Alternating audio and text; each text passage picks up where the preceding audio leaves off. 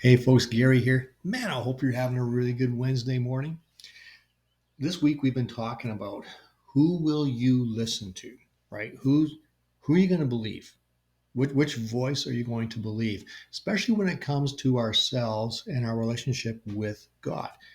Are we going to listen to what the world says about us? Are we going to listen to what we say about ourselves? That can be dangerous because sometimes we got pride and sometimes you have a lot of insecurities. Or are we going to listen to what Jesus says? Well, the answer is listen to Jesus. I mean, Jesus is always the answer, right? Listen to what he has to say about us. Why? Because he knows us. That's why. Today, I want to talk about holiness. And holiness is being set apart, being pure, having a specific function. Holiness is being sacred, and we are holy. For an example, and I know I've used this several times, but this is a coffee mug. This is my coffee mug. And I use this in the mornings, and I put coffee in there, and it's really, really good. It is holy. What do I mean by holy? Well, it's set apart for a specific purpose to give me coffee, right? That's its purpose. Now, sometimes other people, like my daughter, will come and visit and she will use my coffee mugs for other purposes or to be coffee, but it'll sit in there for weeks upon end and it's and then it's not really holy anymore. It's been defiled.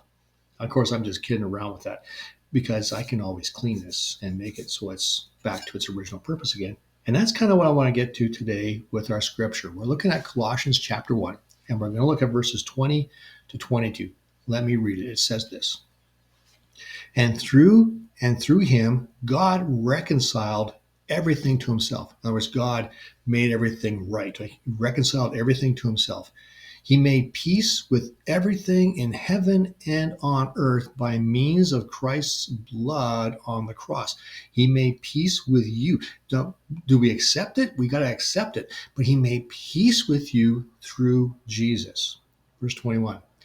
This includes you, right? So he made peace with everything. This includes you who were once far away from God. You were his enemies, separated from him by your evil thoughts and actions. So we all fall into temptation all the time. We have that take place. Verse 22, yet now he has reconciled you to himself through the death of Christ in his physical body. As a result, he has brought you into his own presence, and you are holy and blameless as you stand before him without a single fault. Now, do you have any faults? You probably do. I do as well. Who are you going to listen to? Am I going to listen to myself and say, "Oh man, I blew it again. I'm so undeserving."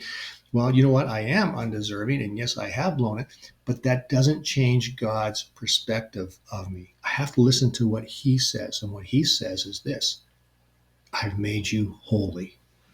Right? I've made you holy. I've reconciled you to myself. I have made you blameless, without fault. Are there faults? Yes, but through the lens of Christ, there's not. God has decided that you are holy. What does it take to get there? Just simply accept it and give your life to him. And say, Lord, would you forgive me of all my garbage? And God says, absolutely I will. You are holy and you are clean. So walk in that today. Walk your life today knowing that God has said you're holy.